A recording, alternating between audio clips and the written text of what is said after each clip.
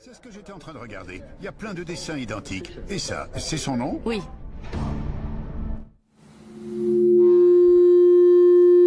Petit Larsen. Merci Nathan.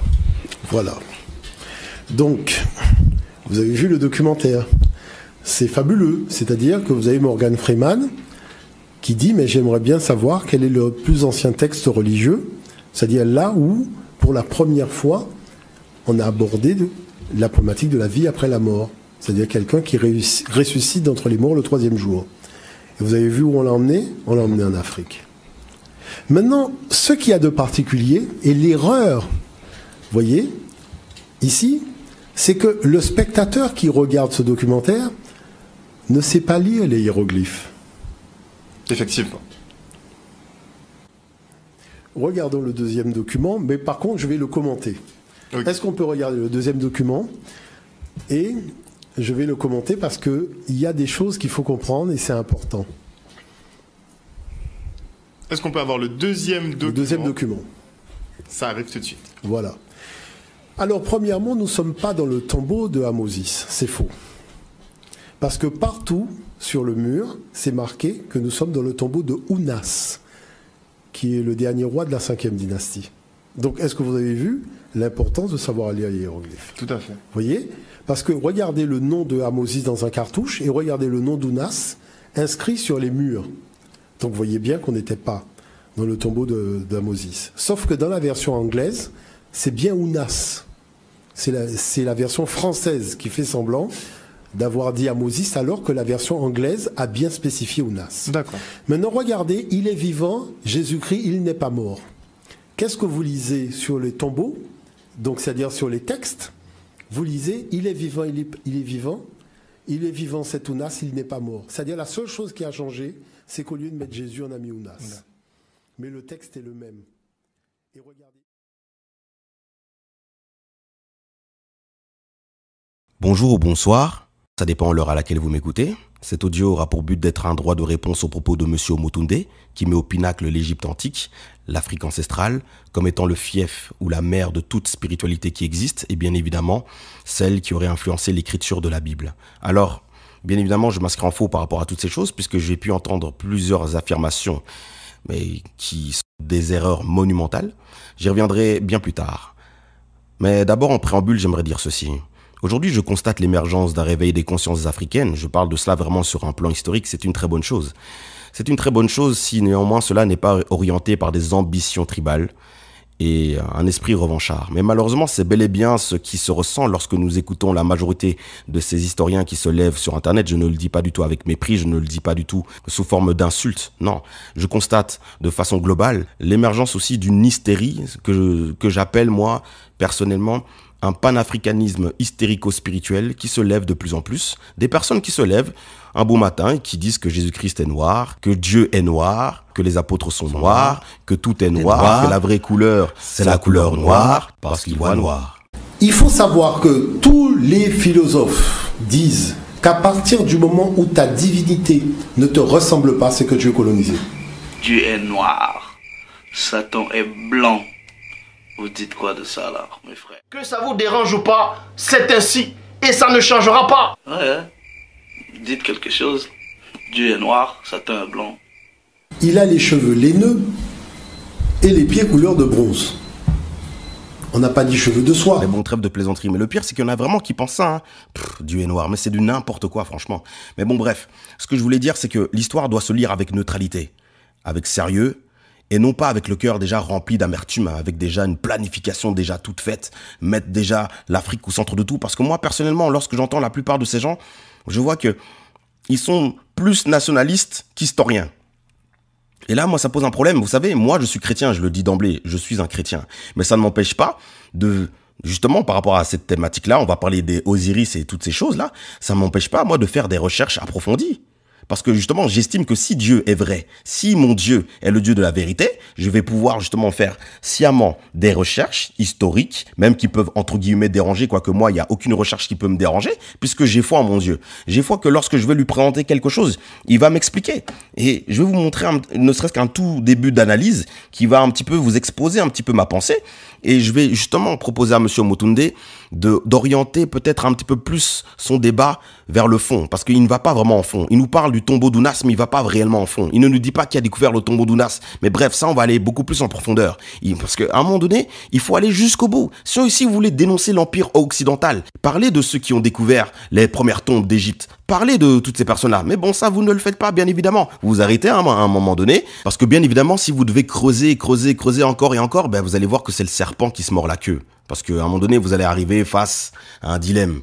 Vous allez vous dire, mais est-ce que vraiment je dois encore continuer à dénoncer l'homme occidental et son empire? Parce que vous allez voir que ceux qui étaient à la base de l'égyptologie, c'était bel et bien l'empire occidental. Ah, mais ça, on veut pas en parler. Ah, mais non, on va s'arrêter là où ça nous arrange. Bien sûr que oui. Mais vous allez voir que cette histoire-là, au 19e siècle, ces premiers égyptologues au 19e siècle, leurs actions, leurs actes sentaient mauvais pour la plupart. Il y en avait qui étaient vrais, mais il y avait beaucoup de faux. Mais Monsieur Omotunde ne va pas jusque-là. Et moi, je veux qu'on aille au fond du problème. Deuxième circonstance. Après la découverte du tombeau, Carter n'a pas laissé ses collègues ouvrir les portes scellées et a repoussé sciemment les dates du début des fouilles. Il forçait les membres de l'expédition à étudier les objets déjà trouvés, bien qu'il soit plus commode de le faire dans un laboratoire et non pas sur place. De plus, Carter a ordonné de recouvrir la tombe de terre et d'attendre l'arrivée du sponsor de l'expédition, Lord Carnarvon. Ce comportement est assez étrange pour un archéologue. La troisième circonstance. Quand les archéologues ont à nouveau dégagé le tombeau, ils ont découvert que le passage muré dans le sépulcre avait déjà été 2 fois ouvert et muré à nouveau. La conclusion s'imposait d'elle-même. La tombe avait été visitée 2 fois par des pilleurs, mais quand les membres de l'expédition ont pénétré à l'intérieur, ils y ont vu nombre d'objets, entre autres des bijoux. À ce moment, Carter a pris une décision étrange.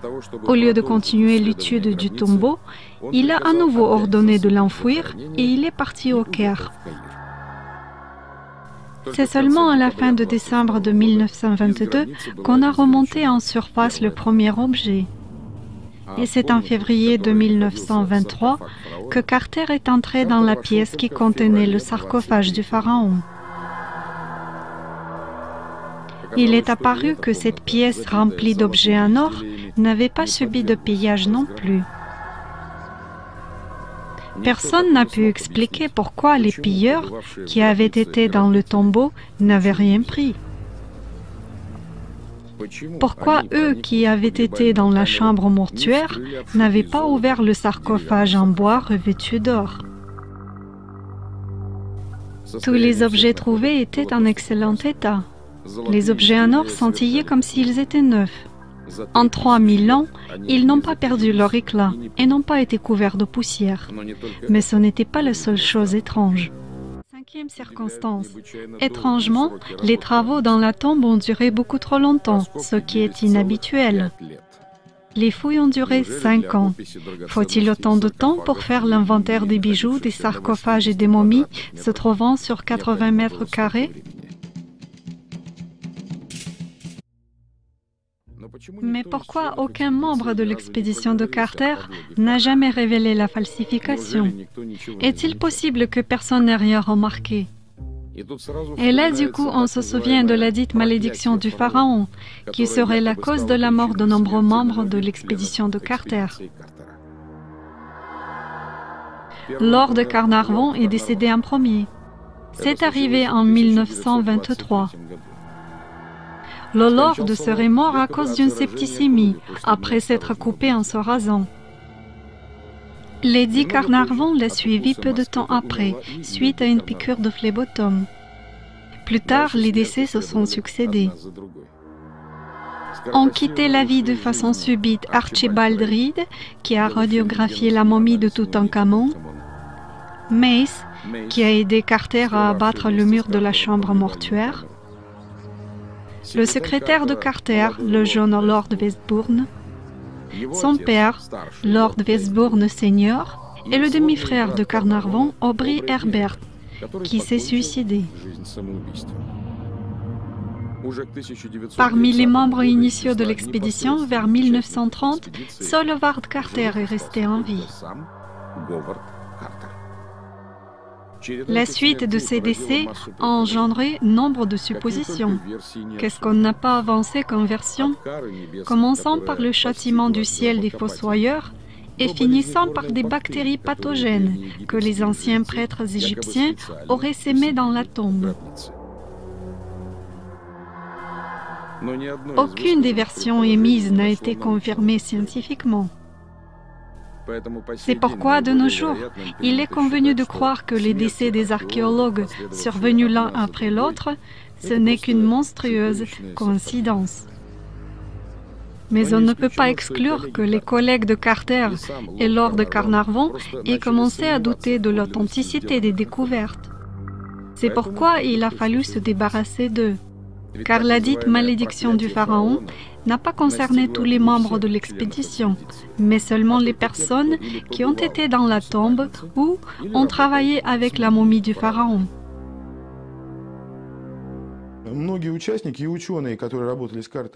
Certains membres et scientifiques qui ont travaillé avec Carter et qui n'ont pas été au courant de la falsification ont dû deviner qu'ils n'avaient pas affaire à une sépulture authentique. Ceux qui ont fait l'analyse radiologique de la momie ont deviné en premier. Probablement, les services secrets égyptiens n'avaient pas d'autre choix que se débarrasser d'eux à l'occasion. À mon avis, c'est la seule explication logique possible. Peut-être qu'on pourrait trouver des preuves, mais naturellement, pour l'instant, c'est inaccessible. Bien sûr, la version en faveur de meurtres prémédités des membres de l'expédition ne dispose pas de preuves solides. Mais il y a eu trop de coïncidences et de circonstances étranges en lien avec le tombeau de Toutankhamon et avec Carter lui-même, qui a vécu sans souci jusqu'à 1939, où il est mort à l'âge de 65 ans dans son lit de cause naturelle.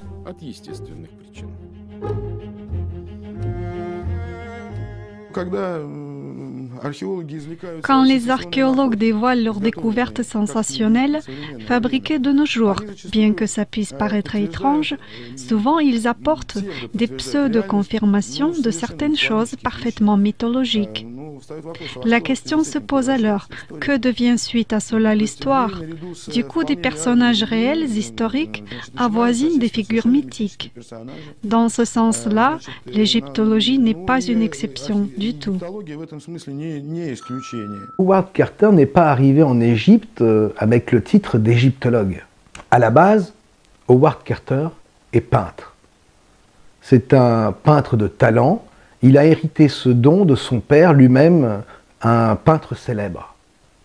Et le talent de Howard Carter a dû séduire immédiatement les égyptologues sur place, puisque très rapidement, Flinders Petrie va prendre Howard Carter sur son aile, puis ce sera le tour de Gaston Maspero. Son travail et son talent permettent à Carter de se faire un nom dans le milieu. Il semble toujours rencontrer les bonnes personnes et être au bon endroit au bon moment. Il se fait remarquer par Gaston Maspero, qui est alors à la tête du service des antiquités de l'Égypte. Ce département supervise tous les événements concernant les monuments historiques. Maspero cherche un homme avec le profil de Carter, quelqu'un qui dispose de vastes connaissances de l'archéologie égyptienne et d'une bonne expérience du terrain. Comprenant le potentiel du jeune homme, il nomme Carter au poste de chef inspecteur des antiquités de Haute-Égypte, décision qui consterne toute la profession. À 25 ans, Carter est propulsé à un poste que convoitent les archéologues du monde entier. Il ne lui aura fallu que 8 années pour passer du poste de dessinateur à celui de superviseur. Comme vous pouvez le constater, Howard Carter a été placé, mis à la bonne place pour devenir un expert parmi les faussaires.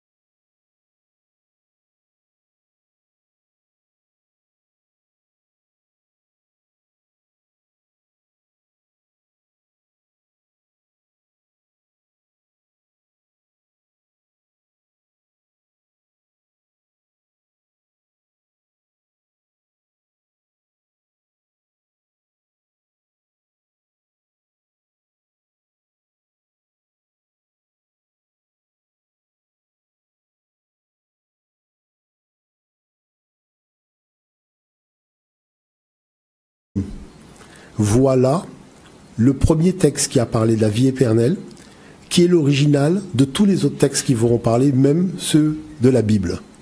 Vous voyez l'affaire? Maintenant, la chose, c'est quoi? C'est la première fois qu'on a la mention de Dieu unique. Vous avez vu qu'elle n'en a pas parlé. C'est la première fois qu'on a la mention du Fils de Dieu qui juge les vivants et les morts et qui leur accorde la vie éternelle. Elle n'en a pas parlé. C'est la première fois qu'on a le rituel du pain et du vin, c'est-à-dire le dernier repas. Elle n'en a pas parlé. Vous voyez ce que je veux dire par là? C'est la première fois qu'on a les prières, notre Père qui est Dieu. Elle parle de formule magique, mais lis la formule. Maintenant, ce qu'il y a de particulier, et l'erreur, vous voyez, ici, c'est que le spectateur qui regarde ce documentaire ne sait pas lire les hiéroglyphes. Effectivement. Et c'est précisément à cause de ça qu'on est facilement manipulable si on ne vérifie pas. Et dans les deux sens, que ce soit dans le sens du documentaire ou dans le sens de M. Omotunde et de tous les afrocentristes. Parce que moi, ce qui me choque ici, ce sont plus les non-dits. Alors, j'aimerais aborder avec vous un non-dit, puisque, justement, on sait que c'est une obsession chez eux, chez les afrocentristes, de mettre à chaque fois en parallèle la Bible avec des textes anciens égyptiens. Ok? Alors, comment ça se fait que M. Omotunde, qui nous parle justement de la pyramide d'Unas, comment ça se fait que M. Omotunde ne nous dit pas que dans, justement, ces textes qui sont dans la pyramide d'Unas, eh ben, il y a un hymne qui fait l'éloge du cannibalisme du roi Unas. Comment ça se fait que M. Omotunde ne nous en parle pas? C'est quand même bizarre, non? Allez, je vais vous lire quelques petits passages quand même. Le roi Unas est celui qui mange les hommes. Le roi Unas est celui qui mange leur charme et dévore leur glorieuse âme. Celui qu'il trouve dans son chemin, il le dévore. Le roi Unas se nourrit d'organes satisfaits. Il est satisfait, vivant de leur cœur et de leur charme. Leurs charmes sont dans son ventre. D'accord? Et là, je vous ai lu juste quelques petits passages. Le gars, c'est un cannibale de premier rang, mais personne n'en parle. D'accord? Personne n'en parle. Parce que là, il sera très difficile de faire justement un lien entre ça et la Bible. Mais pourquoi est-ce que M. Omotunde ne nous en parle pas? Évidemment, il va nous parler de oui, voilà, dans la pyramide d'Unas, c'est là qu'on retrouve la première mention d'une résurrection le 3e jour. Qui nous le prouve? Je demande solennellement qu'il nous donne la preuve de cela, qu'il nous donne la preuve de ça, qu'il nous donne aussi la preuve de comme quoi on retrouve la première mention du rite, entre guillemets, qui n'est pas un rituel, du pain et du vin. C'est un rituel au niveau du catholicisme, mais c'est pas un rituel en Christ. Du pain et du vin. Qui nous le montre? Qui nous montre que dans le texte justement d'Unas, on fait mention justement de ce passage du pain et du vin. Qui nous le prouve, qui nous le montre. Mais personne n'a demandé à M. Omotunde comment ça se fait. Parce que dans la communauté noire, il y a beaucoup de gens qui sont idolâtres. Ils demandent même pas. Voilà. Eux, il faut juste leur dire les choses et ils y croient. Comme de véritables, je sais pas moi, c'est quand même assez impressionnant. Qui nous donne ça? Qui nous prouve? D'accord? Et donc, pour ceux qui ne croiraient pas du tout en ce que je suis en train de dire, eh ben, celui qui a traduit cet hymne, il s'appelle James Henry Bustreed. C'était un égyptologue, visiblement très connu à l'époque, qui est mort, je crois, vers 1935. Ok? Donc, voilà. Et donc, voilà. Mais M. Omotunde ne nous parle pas de ça. Il ne dit pas que Unas était un cannibale. Et dans la Bible, ça c'est juste une parenthèse parce que j'aime bien parler par anticipation. Dans la Bible, on ne fait pas du tout mention du cannibalisme. Dans Jean 6, lorsque Christ dit à ses disciples, « Celui qui mange de ma chair et boit mon sang demeure en moi et moi en lui ». Déjà, premièrement, déjà de 1, avant de rentrer, je veux dire, en fin fond. Déjà de 1, lui-même ne se positionne pas en tant que cannibale parce qu'il demande aux gens de le bouffer. Et encore, ça ne s'est jamais matérialisé. D'accord? Parce que ça, c'était d'un point de vue symbolique. C'est-à-dire qu'il disait simplement à ses disciples que je veux que vous viviez en moi et moi en vous. Tout simplement. Mais jamais ses disciples ne l'ont bouffé. Ok? Ça, c'est factuel. D'accord? Mais Unas, visiblement, lui, il l'a fait. Il bouffe carrément les entrailles des gens, tout ça tranquillement. Mais d'ailleurs, j'aimerais dire une chose. Comment ça se fait que M. Omotunde ne nous parle à aucun moment de Sumer, ne nous parle à aucun moment de Babylone, ne nous parle à aucun moment des tablettes qui ont été découvertes? Par exemple, je vais vous parler de la tablette de Gilgamesh, qui est datée de moins 2650. Et en comparaison avec le texte de la pyramide d'Unas, qui est daté à moins 2350, vraiment, on pourrait se poser la question de savoir, mais pourquoi est-ce que M. Omotunde ne nous parle jamais de Sumer? Alors que, logiquement, si on doit parler en termes de similarité, soi-disant, hein, entre des textes anciens et la Bible, logiquement, il aurait dû parler de Sumer. Mais pourquoi est-ce qu'il ne le fait pas? Il veut mettre au pinacle l'Égypte antique. Oui, comme quoi le mot Bible vient de Biblus, qui parlait en gros des supports, d'écriture égyptien, tout ça, mais c'est faux. Le mot Bible vient de la ville de Byblos, cette ville phénicienne. Or, la Phénicie, ce n'est pas l'Europe, ce n'est pas l'Occident. D'accord? Je précise ça, non pas parce que j'ai un problème avec l'Occident, mais je précise ça encore pour bien faire comprendre aux afrocentristes qu'il faut arrêter d'être parano, qu'il faut arrêter de voir du complot partout. Le complot existe, mais pas partout. D'accord? À un moment donné, il faut savoir bien le cibler. Le mot Bible vient de la ville de Byblos, dans lequel, on faisait des commerces de papyrus. C'est pourquoi même lorsque vous allez même dans le grec, dans la Bible, lorsqu'on parle de livre, le mot grec, c'est biblos, d'accord? Et les chrétiens du 1er siècle, pour parler des écritures, ils disaient biblos. Donc à un moment donné, il faut arrêter. Ils disaient pas biblus, d'accord? Ça vient des Phéniciens. Donc arrêtez un petit peu, s'il vous plaît, de mettre tout le temps l'Afrique partout. Vous êtes afrocentriste. Et c'est ça qui biaise votre analyse. Parce que si vous aviez, par exemple, mis Sumer, par exemple, sur la carte, par exemple, vous auriez pu dire que à Sumer, il y a eu le premier calendrier. Vous auriez pu dire qu'à Sumer, il y a eu la première apparition de l'écriture en cunéiforme. Le calendrier lunaire, c'est à Sumer. La première méthode de paiement, c'est à Sumer, le Nasbaloum. Je veux dire, il y a eu pas mal de choses. Ils ont été à la pointe en termes de construction à Sumer. D'accord? Donc, pourquoi est-ce que vous ne parlez pas de ça? Pourquoi est-ce que vous voulez mettre absolument l'Égypte partout? Ce n'est pas du tout une lecture objective de l'histoire que vous avez. Mais bon, après tout, c'est tout à fait normal, vous savez. Lorsqu'on vous regarde, et c'est pas du tout une insulte, ce que je suis en train de dire, mais lorsqu'on vous regarde, vous me faites penser à un prêtre africain. C'est-à-dire que lorsque je vois votre ankh autour de votre cou, vous me faites penser aux prêtres catholiques qui, eux, ont la croix. C'est-à-dire que vous n'avez pas une vision objective des choses parce que vous êtes le garant de la culture africaine et donc vous devez tout faire pour pouvoir la protéger, vous devez tout faire pour pouvoir la vendre aux autres. Combien même vous savez vous-même qu'il y a des choses dans les rites de l'Égypte antique qui ne sont pas bonnes, mais vous allez quand même le défendre parce que vous êtes le prêtre de l'Égypte et garant donc de la culture spirituelle de l'Égypte antique. Donc vous n'allez jamais avoir un avis objectif sur la question. Mais revenons à Sumer, les Sumériens. Il y a l'épopée de Gilgamesh. L'épopée de Gilgamesh qui est située plus ou moins vers moins 2650. Mais l'histoire du tombeau d'Unas est située à plus ou moins 2350. Qui avant qui? Sumer ou l'Égypte antique? C'est Sumer. En quoi l'homme occidental gagne-t-il quelque chose en disant que c'est premièrement Babylone qui a produit tel ou tel texte qui présente des similitudes avec la parole de Dieu, que moi je considère comme étant la Bible? Ils n'y gagnent rien. Ça aurait été en Égypte, ils auraient dit que c'est en Égypte. Pourquoi ne diraient-ils pas que c'est en Égypte? Vous pensez réellement qu'ils sont embêtés par l'Égypte? Mais allons au bout. Est-ce que vous pensez même que ce qui constitue même la spiritualité des États occidentaux, est-ce que vous pensez que la franc-maçonnerie, est-ce que vous pensez que la franc-maçonnerie qui est la religion d'État, de la laïcité et de tout ce que vous voulez, parce qu'on ne va pas me dire que la franc-maçonnerie c'est un truc sans dogme. Il y a un dogme, il y a le grand architecte, ils ont des initiations comme ça se faisait dans les temples grecs, etc. Donc c'est une religion. Donc vous allez me dire que l'homme occidental voit d'un très mauvais œil la spiritualité de l'homme africain, mais c'est tout à fait faux, puisque justement, les francs-maçons aiment la spiritualité de l'Égypte antique. Et on va le voir, justement, dans toute l'épopée égyptologique. C'est un fait. Ah oui, ils aiment ça. Mais par contre, moi j'ai pu voir, justement, des rites d'Horus, rites plutôt d'Osiris, pour être beaucoup plus précis. Il y a des rites d'Osiris dans les temples maçonniques.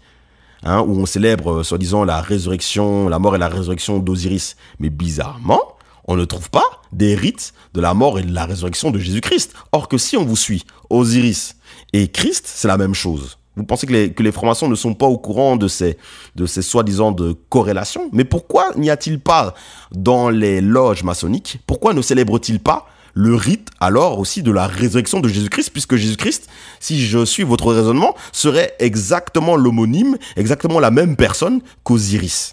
Ça n'a pas de sens. D'ailleurs, même les francs-maçons luttent, la religion franc-maçonnique lutte contre le christianisme de tout temps.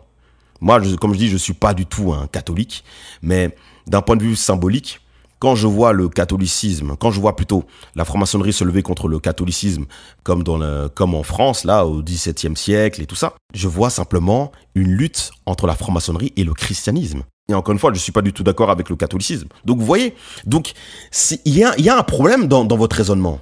Il y a un problème. L'homme occidental n'a pas du tout de problème avec l'Égypte antique. Ah non, que du contraire. Donc, à la limite, j'aurais même préféré que vous mettiez plus au pinacle Sumer ou Babylone plutôt que l'Égypte. Mais oui, Sumer est jusqu'à présent numéro 1 en termes de similitude avec la Bible. Et encore, on va creuser ça, les datations de carbone 14 et tout ça là. Parce que vous allez voir qu'il y a beaucoup de gens qui se sont levés contre ça. Il y a beaucoup d'historiens qui se sont levés et des archéologues qui se lèvent contre ce système de datation. Je sais qu'en égyptologie, il y a plein de périodes qui sont floues, d'accord, ça paraît normal. Et pour les deux, en fait, l'archéologie et ses méthodes de datation apportent de l'eau à quel moulin? Ou n'en apportent pas? Mais le problème, c'est que les archéologues eux-mêmes travaillent avec des a priori, des étalonnages, ils fouillent, ils calculent les datations en fonction de la profondeur où ils trouvent des choses, mais tout ça est relatif. Par exemple, en Mésopotamie, un certain Gunnar Heinzson, dont on trouve quelques travaux en anglais, est un historien qui conteste complètement toutes les datations des travaux archéologiques en Mésopotamie. Donc toute datation que produisent les archéologues est contestable. Mais bon, techniquement, moi je ne suis pas capable d'en dire plus là-dessus. Simplement, tout se discute, tout est susceptible d'être remis en question. Il faut savoir que quelque chose qui m'a fait beaucoup sourire, c'est qu'on essaye d'appliquer sur le terrain des méthodes qui ont été faites pour les laboratoires. C'est un petit peu comme un jeu de construction, c'est-à-dire que tu ne peux pas remettre en cause ce qui a déjà été considéré comme acquis. L'archéologie des gens en général, c'est une guerre. L'égyptologie, c'est puissance 10, quoi. Donc Éric Gontier a eu le malheur d'aller en égyptologie. Il a eu le malheur de décrire des choses de façon claire, nette et précise. Et il s'est fait taper dessus. Mais il y a deux problèmes sur le carbone 14. Le premier, c'est qu'on part du principe que le taux de carbone 14 est tout le temps le même dans l'atmosphère depuis toujours. Parce qu'effectivement, comme on se base sur le graphique de décroissance avec la décroissance radioactive, si tu dis que ton carbone 14 il est constant, effectivement, tu regardes le taux de carbone 14 maintenant et tu te dis ton objet date de temps parce que effectivement à chaque fois tu prends ta courbe, tu tapes l'abscisse, tu as l'ordonnée avec la datation. Mais rien ne te dit qu'il y a 10 000 ans, 20 000 ans, le taux de carbone 14 était le même dans l'atmosphère. Les volcans, toutes ces choses-là, le rayonnement solaire peut jouer énormément là-dessus, potentiellement. Donc déjà, on se base sur quelque chose qui est constant alors qu'on n'en a aucune preuve. La deuxième chose, c'est qu'un objet peut être pollué par un autre objet. Et encore, attendez un petit peu avant de quitter. Parce que il n'y a pas que ça qui peut être remis en question dans l'égyptologie. Il y a aussi le déchiffrage des hiéroglyphes et des symboliques égyptiennes. Bah oui, sinon ça serait beaucoup trop facile. Et en fait, à la fin, vous-même, si vous êtes sincère, vous allez vous-même, très cher auditeur, vous poser la question de savoir, mais lequel d'entre ceux qui lisent la Bible et ceux qui sont dans l'égyptologie, c'est-à-dire les afrocentristes, ont leur doctrine fondée sur du sable? Vous allez vous rendre compte qu'il y a des personnes comme M. Omotunde qui se vantent de pouvoir déchiffrer les hiéroglyphes, alors que ces mêmes hiéroglyphes sont discutables. Tandis que le langage biblique, l'hébreu ancien, le grec ancien, eux ne sont pas discutables, parce que ce sont des langues que l'on peut toujours aisément décrypter. Tandis que pour l'écriture hiéroglyphique, tout se base sur la pierre de Rosette, c'est-à-dire un fragment de pierre là, dans lequel il y avait 3 écritures différentes, et c'est sur base de ça qu'on dit que voilà, on peut maintenant décrypter tous les hiéroglyphes. À un moment donné, il faut arrêter un petit peu de délirer. Parce qu'en réalité, par rapport au déchiffrage des hiéroglyphes, vous allez vous rendre compte que Champollion a proposé son déchiffrage sur base duquel tous les savants, même ceux qui ont voulu le contredire, mais se sont quand même basés. Vous avez aussi le Cheikh Anta Diop qui s'est aussi basé sur les travaux de Champollion pour remettre en question telle chose ou telle chose. Mais sinon, à la base, tous sont fondés sur Champollion. Vous voyez ce que je veux dire? Mais chacun a sa version. Il y en a qui disent que oui, que la langue des hiéroglyphes vient de telle ethnie africaine. Il y en a d'autres qui disent autre chose, ainsi de suite. C'est du n'importe quoi. Vous-même, vous vous entendez pas entre vous et vous voulez décrypter la Bible, qui est elle-même fondée sur une écriture, qui est elle-même 100% déchiffrable. Vous vous moquez de qui? Vous faites même pas le poids. Vous faites même pas le poids. Vous voulez vous comparer à l'incomparable quand vous-même, vous avez votre science spirituelle basée sur du sable. Quelque chose que personne même ne peut encore à 100% certifier. Et vous voulez essayer déjà de vous confronter, n'est-ce pas, au menhir? Ça, c'est le caillou qui veut se confronter au menhir. D'accord? C'est du n'importe quoi. La Bible et toutes les sciences ésotériques égyptiennes ne font pas le même poids. Elles ne sont pas dans la même classe. Votre langue là est discutable. L'hébreu ancien, le grec ancien sont des écritures qui sont toujours vivantes, que l'on peut toujours facilement déchiffrer. Et de façon tout à fait objective. Parce que même à partir du grec d'aujourd'hui, on peut comprendre le grec ancien. Même à partir de l'hébreu d'aujourd'hui, on peut quand même comprendre l'hébreu ancien. Mais par contre, pour ce qui est de la compréhension de l'écriture domitique ou domatique, là, ça c'est une autre paire de manches. Ça c'est une autre paire de manches.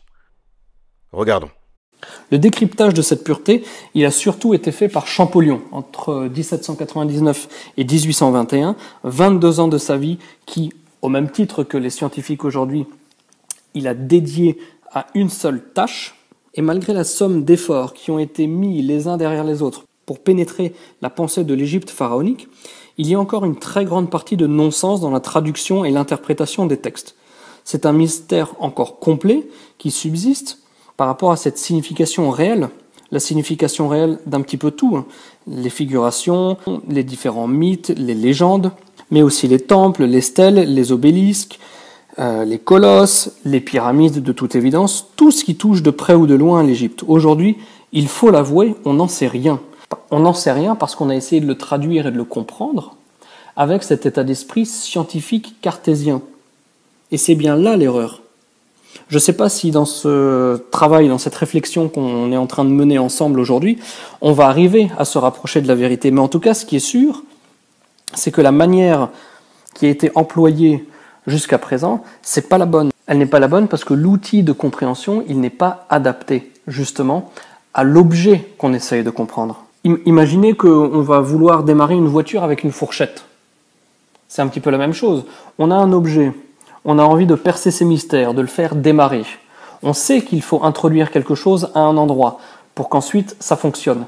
Même si on n'est pas capable de comprendre le fonctionnement du moteur. On sait de manière générale que c'est comme ça que ça fonctionne. Mais si on ne sait pas qu'il faut mettre une clé spécifique dans la voiture pour la démarrer, on peut utiliser tout ce qu'on veut. On peut utiliser une fourchette, une cuillère, un couteau, des stylos, des lunettes. Tant qu'on n'utilise pas le bon outil pour comprendre et pour faire fonctionner ce avec quoi on est en contact, ça ne marchera jamais. Et ce parallèle que j'essaye de faire entre démarrer une voiture et comprendre la symbolique de l'Égypte ancienne, il est tout à fait parlant. Parce que l'Égypte ancienne, on l'a sous les yeux. Il y a des pyramides, il y a des temples, il y a des textes. On peut s'imaginer ce que ça signifie. On sait qu'il y a un message qui est véhiculé à travers tout ça. Un message écrit, mais aussi un message représenté. Et la voiture, c'est pareil, elle est là, on peut la toucher, on sait à quoi elle sert, on sait comment elle fonctionne. Mais si on n'est pas doté de l'outil adéquat et de la bonne approche, ça ne servira à rien. Et c'est exactement la même chose. La science exotérique, c'est un petit peu cette fourchette. C'est un outil qui sert très bien à énormément de choses, mais qui ne servira pas à faire démarrer la voiture. Et la science exotérique, elle ne servira pas à comprendre et à déchiffrer la symbolique de l'Égypte ancienne. Donc il faut changer de méthode. Le problème aussi de la symbolique et du côté ésotérique, c'est que comme c'est un domaine qui est vraiment très très peu connu, dont le sens est encore absolument à déchiffrer, ça a laissé la porte ouverte, énormément de brèches, à des fantaisies qui sont souvent motivées par le sensationnalisme ou par des fantaisies qui malheureusement souvent essayent de servir les propres carnets de route de certaines personnes, qui sont souvent des personnes avec des égos surdimensionnés, et malheureusement c'est là-dedans qu'elles s'engagent, ou alors tout simplement un petit peu des rêveurs. Et c'est ce pan fantaisiste et sensationnaliste de l'ésotérisme qui a toujours porté un énorme préjudice à ce domaine et qui l'a décrédibilisé. Alors que si on prend un petit peu de recul et qu'on comprend que c'est vraiment cet outil-là qui va nous permettre de déchiffrer la symbolique égyptienne, on pourra être en mesure de l'appréhender de manière un peu plus sérieuse, au même titre que le reste de la science cartésienne rationnelle. Il suffit de voir un petit peu à quoi ressemblent les livres d'ésotérisme dans les grandes librairies. C'est toujours des choses qui reposent sur rien de particulier et qui veulent simplement faire un petit peu rêver les gens qui sont en mal de comment dirais-je, de sensations fortes, en tout cas intellectuelles. Mais ça ne veut pas dire que toutes les démarches ésotériques sont mauvaises. Il y a eu énormément de tentatives qui ont été faites pour essayer de pénétrer le sens de l'énigme pharaonique. Elles ont été faites en interprétant les images, les figures et le symbolisme. Mais tout ça a toujours été soumis à des jugements subjectifs, et c'est peut-être ces jugements subjectifs qui parasitent l'analyse. D'ailleurs, l'analyse ésotérique, en général, on se rend compte qu'au lieu de percer vraiment le mystère, elle débouche sur une espèce de nouvelle théorie, un petit peu directrice, personnalisable et personnalisée de la personne qui a émis cette nouvelle théorie. Et ces nouvelles théories, elles répondent de manière plus ou moins cohérente à de nouveaux caractères philosophiques, philosophiques dans le sens le plus large de son acceptation, bien entendu.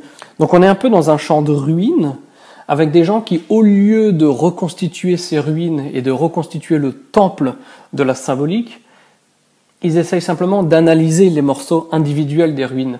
Et c'est pour ça que je pense que les personnes aujourd'hui qui travaillent de manière ésotérique n'arrivent pas non plus forcément à pousser un petit peu là où il faut pousser pour arriver plus près de la vérité. Le problème qu'on a aussi aujourd'hui, c'est une suffisance extraordinaire. Mais quand on parle de langage, aujourd'hui, on est capable de traduire mot à mot de n'importe quelle langue vers n'importe quelle langue. Donc de là, on n'est pas capable d'imaginer que le travail de Champollion à la fin du XVIIIe, début du XIXe siècle, il peut être soumis à d'autres interprétations que celles qui ont été les siennes. Il a donné une version de la grammaire et des représentations de cette langue égyptienne, et on est parti d'un principe moderne en se disant que c'est une langue, point. Alors que non, on n'est pas dans une langue, on est dans une symbolique. Et ça, d'un côté, ça révèle notre mentalité à nous, qui est très fermée, et ça révèle aussi la vraie mentalité des anciens, parce que cette mentalité, on n'a pas encore réussi à la percer. Quelles étaient leurs réelles connaissances du monde, de la nature, de toutes les règles qui nous régissent?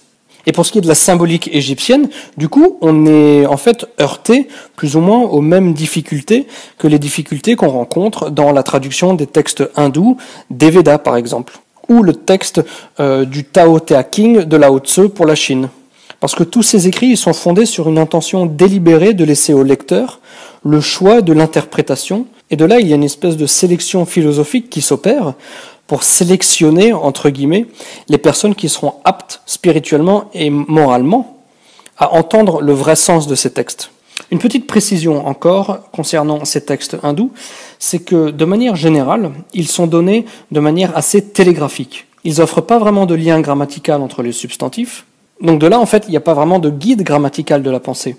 Par contre, l'Égypte ancienne, elle offre par rapport à ces textes hindous l'avantage de la symbolique de l'écriture. C'est-à-dire que sans même s'occuper d'un système alphabétique ou pseudo-alphabétique, le seul symbole peut guider le chercheur, le lecteur, à condition bien sûr qu'il tienne compte des principes essentiels de tout ce qui est formulé devant lui.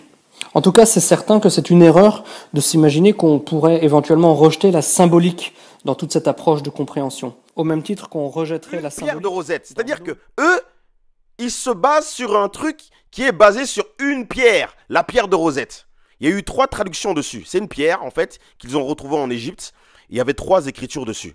D'accord? Et comme il y avait une traduction en grec et tout ça, eh ben, Champollion a pu, à partir de ça, essayer de travailler à la traduction, vous voyez? Mais à un moment donné, il faut arrêter, hein. Si je veux dire, et c'est sur base de ça que vous venez, oui, la Bible est modifiée. Quand vous-même, vous pouvez modifier à votre guise, même les traductions, là. Et c'est là-dessus que je vais en venir bien comme il faut là. Mais ça, je vais réserver ça à une prochaine vidéo. Je vais bien rentrer un petit peu dans le tas là par rapport à tous ces manuscrits anciens égyptiens. Comme vous avez voulu mettre la main dans le cambouis. Moi, je vais aller au fin fond de ces choses-là. Parce qu'à un moment donné, même, vous avez même parlé de Book of the Death, c'est-à-dire le livre de la mort, hein, c'est-à-dire le papyrus d'Ani, que vous voulez, sur base de vos documentaires, essayer de comparer à la Bible. Alors que ce papyrus-là date de mémoire de la 19e ou de la 18e dynastie. C'est-à-dire une dynastie qui date de moins 1550 à moins 1250. Or, pour ce qui concerne le papyrus d'Ani, c'est situé plus ou moins moins vers moins 1300 avant Jésus-Christ. Alors que Moïse, lui, il a existé vers moins 1550, vers moins 1500 avant Jésus-Christ. Vous vous moquez de qui? Vous vous moquez de qui? Pour dire que, non, hein, mais tel truc, c'était dans la Bible, oh, les 10 commandements de Moïse, c'était déjà dans le livre de la mort, tout ça là. Mais vous vous moquez de qui? Hein? Quand même, nous sommes quand même allés à l'école. Entre moins 1300 et moins 1500, qui va avant qui? Il faut arrêter un petit peu là. Comme si les gens ne savent pas faire des recherches. Si l'ensemble des gens qui vous écoutent ne font pas des recherches, moi j'en fais. Et d'ailleurs, grâce à vous, j'ai découvert beaucoup plus de choses, des choses que je ne vais pas aborder dans cette vidéo, mais j'ai quand même compris beaucoup de choses. J'ai quand même compris pas mal de choses. Et je vous assure que tout ça là, ça sent le soufre. Ça sent le soufre. Parce que commencer à bâtir des doctrines de comme quoi il y a des corrélations entre telle chose et la Bible, hein, alors que vous-même, vous êtes basé sur des écrits que l'on ne peut même pas, dont l'on ne peut même pas certifier à 100% les traductions, c'est quand même se moquer du monde. Hein. Quel toupet, quel culot, quel culot. Mais bien heureusement, vous êtes face à quelqu'un qui a énormément de culot et qui ne va pas se gêner pour exposer toute cette supercherie.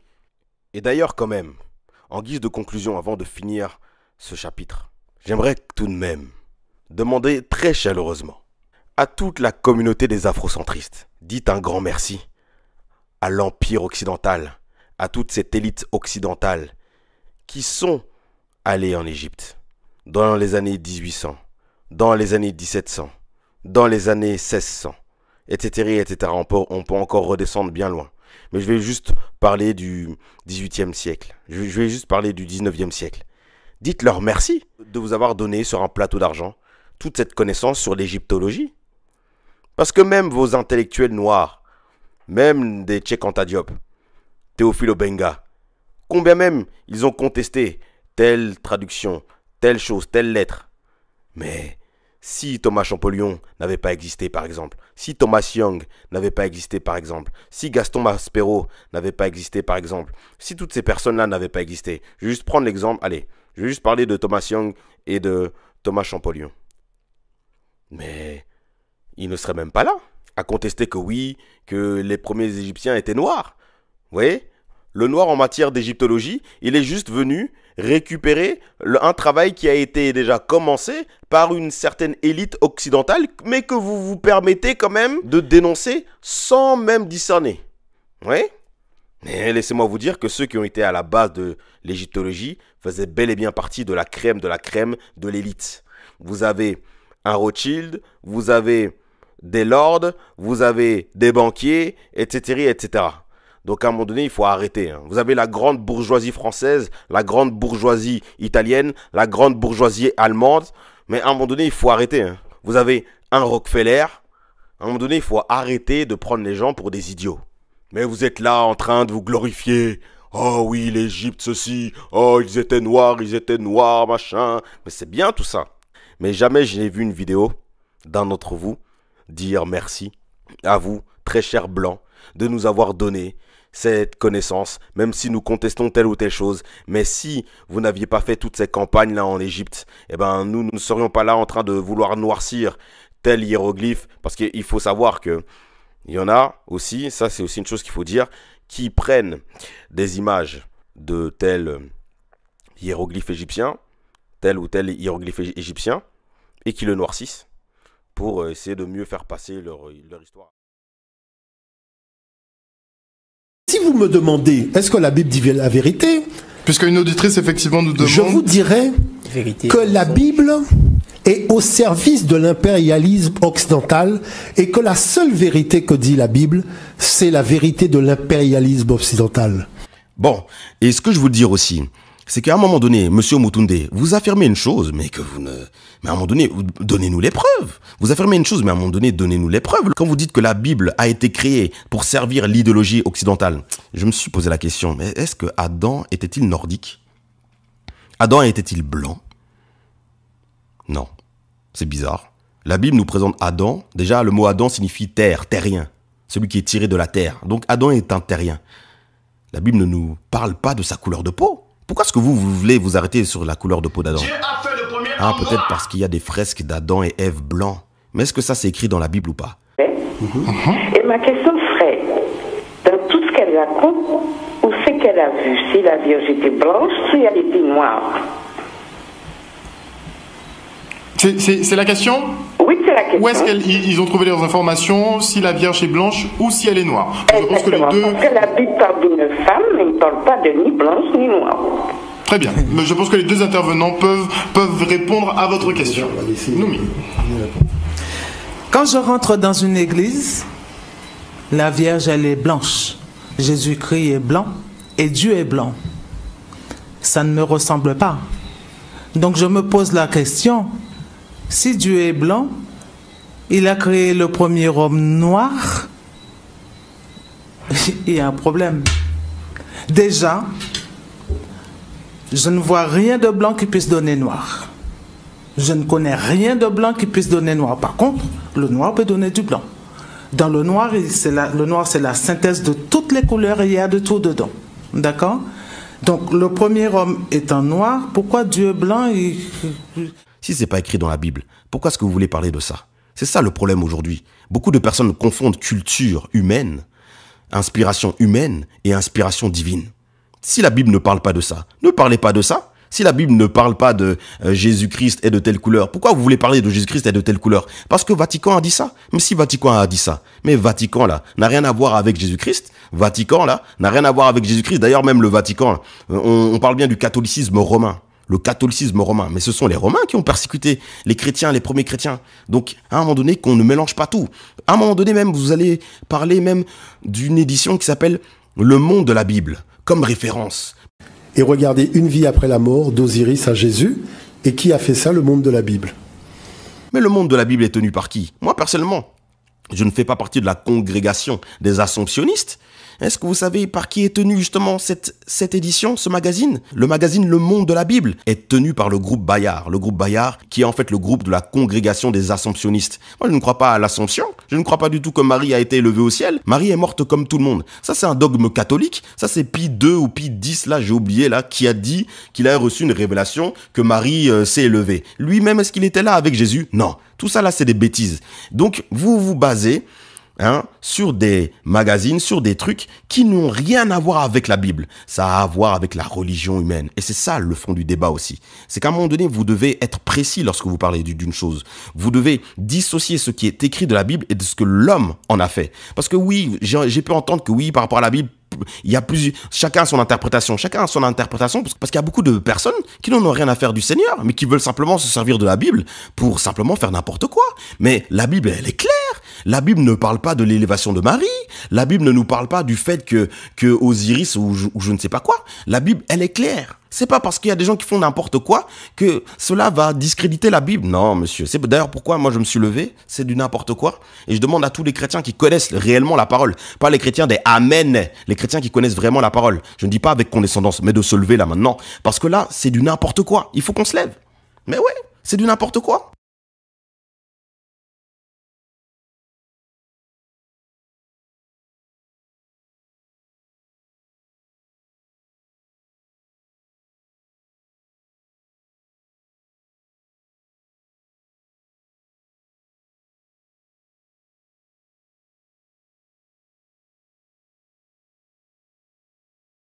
La vie éternelle, le baptême, le mariage, voyez, l'extrême onction, toutes ces choses-là, l'Eucharistie, la messe, tout ça, ça vient d'Afrique.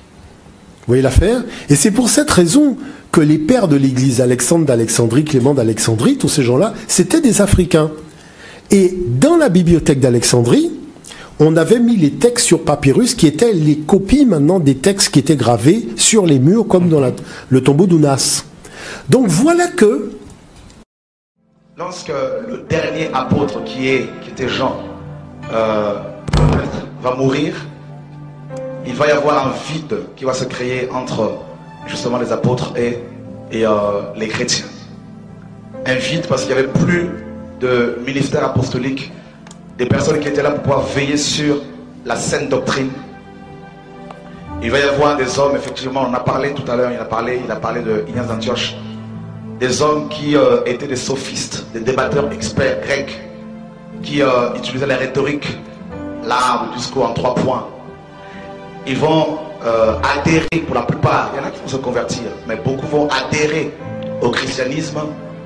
Ils vont devenir des théologiens, ils vont exercer, ils vont utiliser la théologie et également la philosophie grecque pour pouvoir défendre la parole de Dieu. Alors, quand Jean va mourir, il va y avoir vraiment un vide dans les assemblées à cette époque, dans les églises primitives.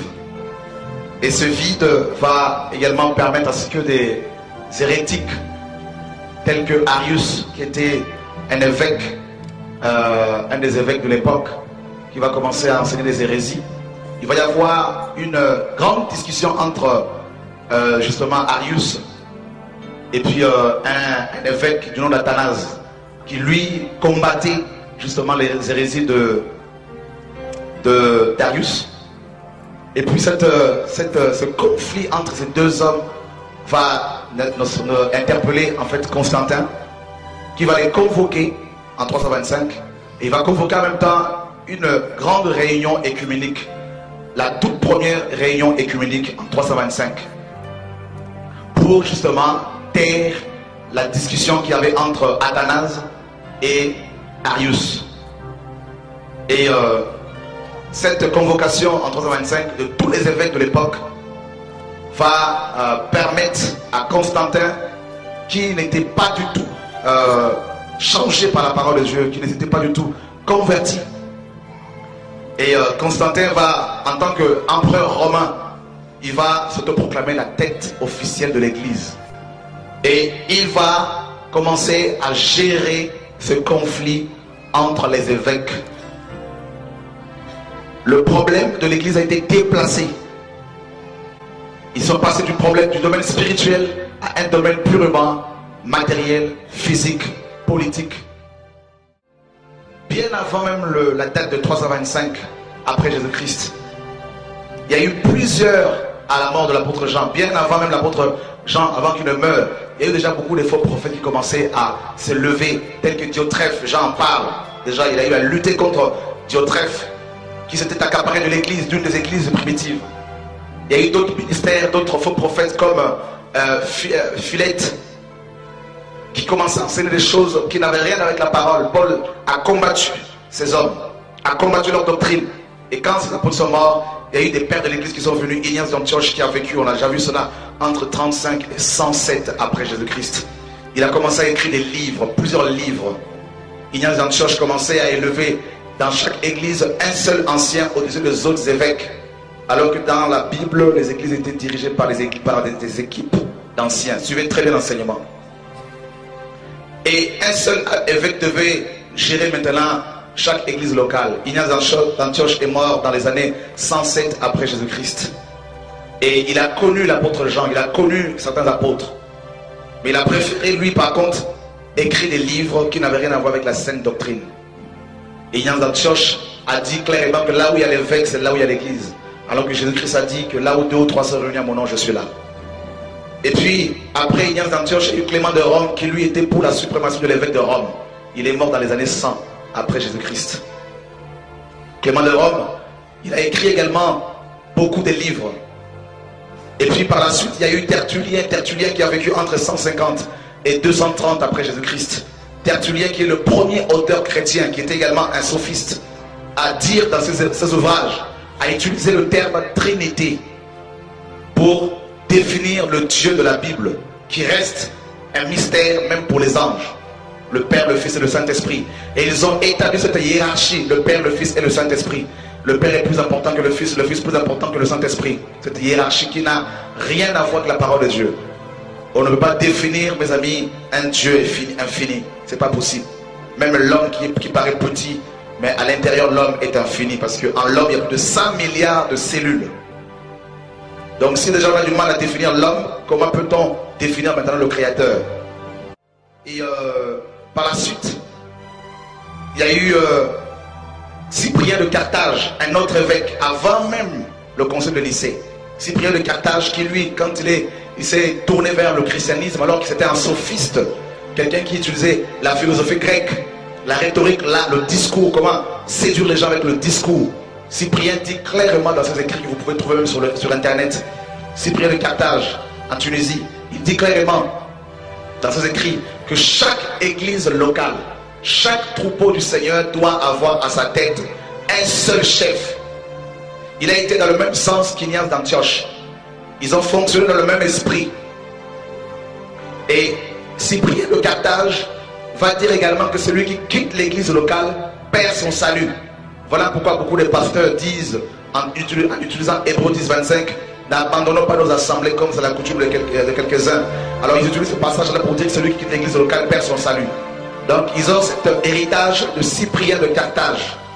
Ça remonte au début du 3e siècle. Parce que Cyprien a vécu entre 200, il est né dans les années 200 et il est mort dans les années 258. Il a vécu plus de 58 ans, moins de 60 ans. Et voilà comment Cyprien de Carthage également, qui va être le premier à utiliser le terme, mes amis, clergé. C'est-à-dire le chef de l'église locale, le clergé. Il est à la base également de la doctrine, ce qu'on appelle le sacerdotalisme, c'est-à-dire la médiation humaine. C'est-à-dire, entre Dieu et les hommes, il doit y avoir un pasteur, pas Jésus-Christ homme, comme 1 Timothée 2,5 le dit, mais un homme, une créature. Voilà comment vos pasteurs vous disent que vous avez besoin de prière, il faut aller les voir, comme ça, eux, ils vont transporter vos prières jusqu'au Seigneur. Et ils ont cet héritage de Cyprien de Carthage. C'est-à-dire, ça remonte, dans les années 200, au début du 3e siècle. Quel héritage que nos pasteurs traînent-ils, que nous avons nous-mêmes également traîné, mes amis. Et vous voyez à quel point ces pères de l'église, ces hommes qui étaient pour la plupart des latins et des grecs, qui utilisaient la rhétorique, la sagesse humaine, qui ont avec leurs livres posé la fondation du christianisme qu'on nous a prêché, le christianisme dans lequel toi et moi sommes nés. Alors, Cyprien de Carthage, toujours lui, il dit également, comme le clergé juif était payé avec la dîme par le peuple, parce qu'il y en avait 4 sous la loi, la dîme de la personne elle-même, la dîme des pauvres, la dîme des lévites et la dîme des sacrificateurs. Alors comme le peuple juif payait le clergé, son clergé avec la dîme, il faut également que le clergé du christianisme que Cyprien et Ignace d'Antioche, Tertullien ont mis en place, il faut que ce clergé soit payé également avec la dîme. Donc Cyprien va être le premier auteur chrétien à imposer la dîme au christianisme. Donc si dans nos églises, si dans vos églises, on vous demande la dîme, sinon vous serez maudits, ces pasteurs qui l'enseignent ont leur fondement, tirent leur fondement de Cyprien de Carthage. C'est lui le père de la dîme dans l'histoire de l'église, dans l'histoire du christianisme. Alors, vous voyez qu'il y a eu tous ces hommes qui sont venus bien avant, mes amis, le concile de Nicée. Alors à cette époque, il y avait tellement la confusion dans le christianisme. Il y avait tellement la confusion parce qu'il y avait aussi bien des hérétiques qui enseignaient des choses mauvaises. Et les pères de l'église qui ont voulu défendre la parole de Dieu, au lieu d'utiliser seule la parole et les fondements qui ont été posés par les apôtres, ils ont utilisé leurs propres livres, leur philosophie, et ils ont utilisé la philosophie grecque pour pouvoir défendre Dieu. Alors, il y a eu tellement de confusion que Constantin va utiliser sa position pour pouvoir maintenant taire toutes ces choses. Alors il convoque justement à partir des années 324, il va commencer à lancer la convocation et en 325 officiellement, il va y avoir cette grande réunion. Il y a eu plus de 315 évêques catholiques qui sont venus du monde entier pratiquement avec leur soutane pour défendre la sainte doctrine. Déjà à cette époque, la Sainte Seine, le repas du Seigneur était devenu un rituel sacré, le petit bout de pain, et ils avaient déjà annulé une grande partie de la sainte doctrine. Et puis, quand il y a eu cette réunion, ils vont maintenant voter un certain nombre de choses qui vont être le fondement, ou je dirais les fondements de notre christianisme actuel. Ils vont mettre en place l'ordination, le fait d'ordonner des pasteurs, n'est-ce pas, des hommes qu'on appelle pasteurs, avec toute une cérémonie complètement pompeuse. Et ils ont copié les cérémonies d'ordination dans les temples gréco-romains. Comment les Grecs consacraient leurs prêtres. Parce que les Grecs avaient tout un panthéon, n'est-ce pas, de divinités. Il y en avait tellement ils avaient des temples et ils avaient, mes amis, également des prêtres dans ce temple. D'ailleurs, donc si vos pasteurs aujourd'hui sont ordonnés avec soutane de plus en plus, avec de l'huile d'onction, ils tirent cet héritage, mes amis, du concile de Nicée. Lisez la Bible, vous verrez que dans le Nouveau Testament, les anciens étaient, mes amis, reconnus par l'Église. Les diacres étaient reconnus par l'Église. Ce n'étaient pas les apôtres qui les imposaient. C'était l'Église qui avait la responsabilité de choisir, parce que ces hommes portaient leurs fruits, de choisir les anciens qui allaient travailler. Ils ont mis en place également l'hostie, le petit bout de pain rond, qui n'est rien d'autre que la représentation du dieu soleil égyptien que Constantin adorait. Il était un fanatique, il était un adorateur du dieu soleil égyptien, le dieu Mitra. Ils ont mis en place, mes amis, tellement de choses le jour du Seigneur, le dimanche, qui est devenu un jour sacré et un jour réservé aux pasteurs. Vérifiez bien dans vos églises, vous verrez que le dimanche, la semaine, vos pasteurs vous laissent peut-être intervenir, tout ça exhorter, pour ceux qui sont encore, qui aiment encore le Seigneur. Mais pour beaucoup, le dimanche, c'est le jour du pasteur, de l'homme de Dieu. Si ce n'est pas lui qui prêche, c'est un de ses amis qui est invité. Donc, ils tirent leur héritage également du concile de Nicée en 325. En gros, le concile de Nicée a donné naissance officiellement au premier vase. Le vase catholique. Constantin était un Romain. Alors vous comprenez pourquoi Paul parle aux Romains en disant que l'évangile, justement, la vérité est devenue captive. Parce que Paul, selon l'esprit, comprenait que le premier vase naîtrait à Rome. Et comme l'église est née sous Rome, l'église a évolué dans Rome. Elle a commencé à copier l'organisation hiérarchique de Rome. Voilà comment nous avons des chefs d'entreprise maintenant à la tête des églises locales, comme l'empereur romain. À la tête de chaque église locale, vous avez des empereurs, vous avez des chefs qu'on appelle le pasteur. C'est pas, mes amis, c'est pas anodin.